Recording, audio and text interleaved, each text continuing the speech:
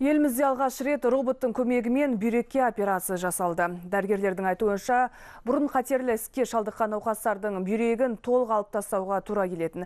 Ал қазір роботтық технологияның көмегімен бүйректі сақтап, тек зақымданған бөлікке операция жасалады.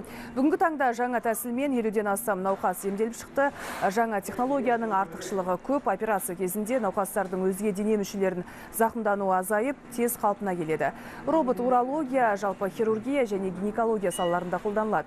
Жеңіл операциядан бастаған мамандар ай сайын күрделі емдеу тәсілдерін меңгеруде. Биыл емханада арнайы оқу орталығын ашу жоспарланып отыр. Айта кетейік, роботпен операция жасауды үйрететін оқу орталықтары әлемде ақш пен Италияда ғана бар.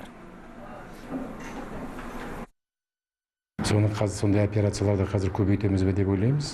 Біздің елге, біздің халқымызға ол енді уже жетімді операциялар. Алдыңда біз бәрі белгілі болған, ондай аурулар көбінесе қазіргі кезде медицина туризм саласымен Кореяға кететін, Израильге кететін, Европаға баратын. Мен ойлаймын, что қазіргі енді біздің робот хирургия осылай жақсылап ынтымақ болып өсе беретін болса, біздің аурулар уже өз елінде, өз жерінде сондай көмекті қалуға мүмкіндіктер бар деп ойлаймын.